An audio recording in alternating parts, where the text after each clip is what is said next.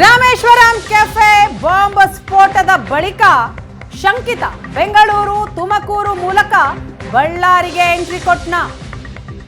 ತುಮಕೂರಿನ ರೈಲ್ವೆ ನಿಲ್ದಾಣ ಮಂಡಿಪೇಟೆಯಲ್ಲೂ ಕೂಡ ಎನ್ಐಎ ಅಧಿಕಾರಿಗಳು ಶೋಧ ನಡೆಸಿದ್ದಾರೆ.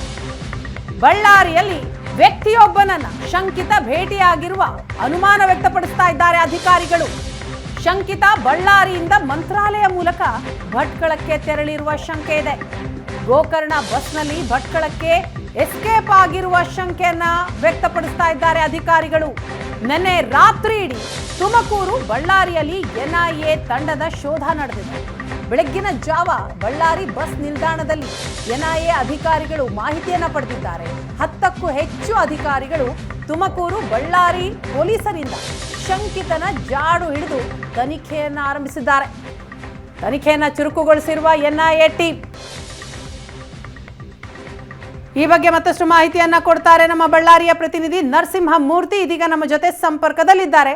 ನರಸಿಂಹಮೂರ್ತಿ, ಬೆಂಗಳೂರಿನ ಸ್ಫೋಟಕ್ಕೂ ಬಳ್ಳಾರಿಗೆ ನಂಟಿರುವಂತಹ ಮಾಹಿತಿಗಳೀಗ ಸಿಗ್ತಾ ಇರುವಂಥದ್ದು. ಎನ್ಐಎ ಟೀಮ್ನಿಂದ ಯಾವ ರೀತಿಯ ತನಿಖೆಗಳು ನಡೀತಾ ಇದೆ, ಅಲ್ಲಿನ ಅಪ್ಡೇಟ್ಸ್ ಕೊಡೋದಾದ್ರೆ?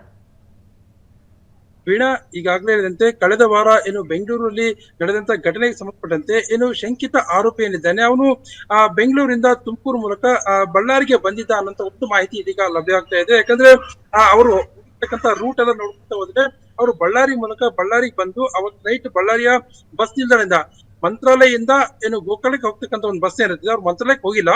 ಆದ್ರೆ ಮಂತ್ರಾಲಯ ಗೋಕರ್ಣ ಬಸ್ ಏನಿರ್ತದೆ ಆ ಬಸ್ ಮೂಲಕ ಭಟ್ಕಳಕ್ಕೆ ತೆರಳಿದ್ದಾನೆ ಅನ್ನೋಂತ ಒಂದು ಪ್ರಾಥಮಿಕ ಮಾಹಿತಿ ಬರ್ತಾ ಇದೆ. ಆ ಮಾಹಿತಿ ಆಧಾರದ ಮೇಲೆ ಒಂದಷ್ಟು ಎನ್ಐಎ ತಂಡ ಮತ್ತು ಬಳ್ಳಾರಿಯ ತುಮಕೂರಿನ ಪೊಲೀಸರು ನಿನ್ನೆ ಇಡೀ ತಡರಾತ್ರಿವರೆಗೂ ಕೂಡ, ಅಂದ್ರೆ ತಡರಾತ್ರಿ ಬಂದಂತ ಪೊಲೀಸರು ಬೆಳಗಿನ ಜಾವದವರೆಗೂ ಕೂಡ ಎಲ್ಲವನ್ನು ಕೂಡ ಪರಿಶೀಲನೆ ಮಾಡಿದ್ದಾರೆ ಅನ್ನೋ ಮಾಹಿತಿ ಇದೀಗ ಲಭ್ಯ ಆಗ್ತದೆ. ಇದ್ರ ಜೊತೆಗೆ ಅಂತಂದ್ರೆ ಬಳ್ಳಾರಿ ಹೊಸ ಬಸ್ ನಿಲ್ದಾಣ ಇರ್ತಕ್ಕಂಥ ಸಿಸಿಟಿವಿ ಫುಟೇಜ್ ಅನ್ನು ಕೂಡ ಚೆಕ್ ಮಾಡ್ತಾ ಇದ್ದಾರೆ.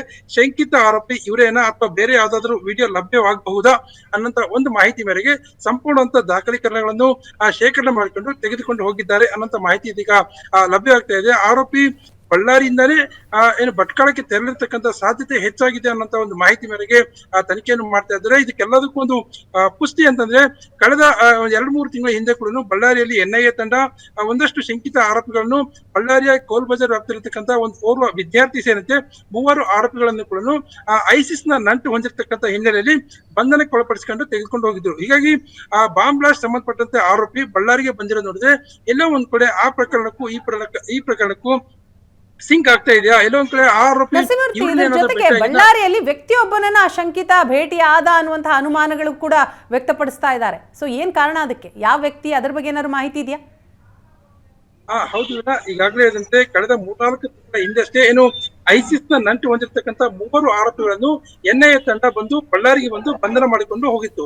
ಇದೀಗ ಬಾಂಬ್ ಬ್ಲಾಸ್ಟ್ ಪ್ರಕರಣದ ಆರೋಪಿ ಏನಿದ್ದಾರೆ ಅವರು ಕೂಡ ಬಳ್ಳಾರಿಗೆ ಬಂದಿದ್ದಾರೆ. ಈ ಪ್ರಕರಣದ ಆರೋಪಿಗಳನ್ನ ಎಲ್ಲೋ ಒಂದ್ ಕಡೆ ಲಿಂಕ್ ಇತ್ತ ಅಥವಾ ಒಬ್ಬರನ್ನೊಬ್ಬರು ಪರಸ್ಪರ ಪರಿಚಯ ಇದ್ರು ಅಥವಾ ಭೇಟಿ ಆಗಿದೆ ಅನ್ನೋಂತ ಸಾಕಷ್ಟು ಅನುಮಾನದ ಮೇರೆಗೆ ಈ ರೀತಿ ಎಲ್ಲ ಪರಿಶೀಲನೆ ಮಾಡ್ತಿದ್ದಾರೆ. ಪೊಲೀಸ್ ಮೂಲಗಳ ಪ್ರಕಾರ ಓರ್ವನನ್ನು ಶಂಕಿತ ಆರೋಪಿ ಭೇಟಿ ಆಗಿದ್ದ ಬಸ್ ಸ್ಟ್ಯಾಂಡ್ ನಲ್ಲಿ ಅನ್ನೋಂತ ಒಂದು ಮಾಹಿತಿ ಲಭ್ಯ ಆಗ್ತಿದೆ. ಆದ್ರೆ ಎಲ್ಲಾ ಸಿಸಿಟಿವಿ ಫುಟೇಜ್ ಅನ್ನು ಎನ್ಐಎ ತಂಡ ತೆಗೆದುಕೊಂಡು ಹೋಗಿದೆ. ಎಲ್ಲವನ್ನೂ ಕೂಡ ಕೂಲಂಕುಷವಾಗಿ ಪರಿಶೀಲನೆ ಮಾಡಿದ ಬಳಿಕ, ಅಂದ್ರೆ ಘಟನೆ ನಡೆದ ದಿನದಿಂದ ಹಿಡಿದು ನಿನ್ನೆಯವರೆಗೂ ಏನೆಲ್ಲ ಫುಟೇಜ್ ರೆಕಾರ್ಡ್ ಆಗಿತ್ತು ಅದೆಲ್ಲವನ್ನು ಕೂಡ ತೆಗೆದುಕೊಂಡಿದ್ದಾರೆ ಅನ್ನೋಂತ ಮಾಹಿತಿ ಇದೀಗ ಲಭ್ಯ ಆಗ್ತಿದೆ. ಆ ಮಾಹಿತಿ ಆಧಾರದ ಮೇಲೆ ಯಾರನ್ನ ಭೇಟಿಯಾಗಿದ್ದ ಅಥವಾ ಯಾವ ಬಸ್ಸಿಗೆ ಹೋಗಿದ್ದ ಅನ್ನೋದ್ರ ಬಗ್ಗೆ ಸಂಪೂರ್ಣವಾದ ವಿವರವನ್ನು ಎನ್ಐಎ ತಂಡ ಕಲೆ ಹಾಕ್ತಾ ಇದೆ. ವೀಣಾ, ಈ ಸಂಬಂಧ ಯಾರನ್ನಾರು ವಶಕ್ಕೆ ಪಡೆದಿದ್ದಾರ? ಶಂಕಿತನ ಹಿನ್ನೆಲೆ ಈಗಾಗಲೇ ಮಾಹಿತಿಯನ್ನ ಕಲೆ ಹಾಕ್ತಾ ಇದೆ ಎನ್ಐಎ ಟೀಮ್. ಆದರೆ ಇದರ ನಡುವೆ ಬಳ್ಳಾರಿಗೆ ಬಂದು ಅಲ್ಲಿ ವ್ಯಕ್ತಿಯೊಬ್ಬನನ್ನ ಕೂಡ ಆತ ಭೇಟಿಯಾಗಿರುವಂತಹ ಅನುಮಾನ ಇದೆ. ಸೊ ವಿಚಾರಣೆಗೆ ಯಾರನ್ನ ಒಳಪಡಿಸಲಾಗಿದೆಯಾ? ಇಲ್ಲ ವೀಣಾ, ಈ ಬಗ್ಗೆ ಬಳ್ಳಾರಿ ಎಸ್ಪಿ ಅವರೊಂದು ಸ್ಪಷ್ಟನೆಯನ್ನು ಕೂಡ ನೀಡಿದ್ದಾರೆ. ಕೇವಲ ನಾವು ಪ್ರಾಥಮಿಕ ಮಾಹಿತಿಯ ಆಧಾರದ ಮೇಲೆ ಒಂದಷ್ಟು ಚೆಕ್ ಮಾಡ್ತಾ ಇದ್ವಿ. ಯಾರನ್ನು ಕೂಡ ವಶಕ್ಕೆ ಪಡೆಯೋದಾಗಿರ್ಬೋದು, ವಿಚಾರಣೆ ಮಾಡೋದಾಗಿರ್ಬೋದು, ಅದ್ಯಾವುದನ್ನು ಕೂಡ ನಾವು ಮಾಡಿಲ್ಲ. ಸದ್ಯಕ್ಕೆ ನಮಗೆ ಬಂದಿರತಕ್ಕಂತ ಮಾಹಿತಿ ಮೇರೆಗೆ ಒಂದಷ್ಟು ಪರಿಶೀಲನೆ ಮಾಡ್ತಾ ಇದ್ದೇವೆ. ಎನ್ಐಎ ತಂಡಕ್ಕೆ ಬಳ್ಳಾರಿಯ ಪೊಲೀಸರು ಸಾಥ್ ನೀಡಿದ್ದಾರೆ ಅನ್ನೋಂತ ಮಾಹಿತಿಯನ್ನು ಇದೀಗ ಅವರು ನೀಡಿದ್ದಾರೆ. ವೀಣಾ, ಥ್ಯಾಂಕ್ ಯು ನರಸಿಂಹಮೂರ್ತಿ ತಮ್ಮ ಮಾಹಿತಿಗಾಗಿ.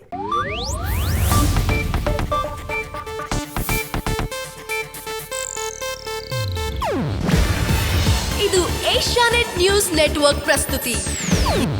ನೀವು ನೋಡ್ತಿದ್ದೀರಾ ಏಷ್ಯಾನೆಟ್ ಸುವರ್ಣ ನ್ಯೂಸ್.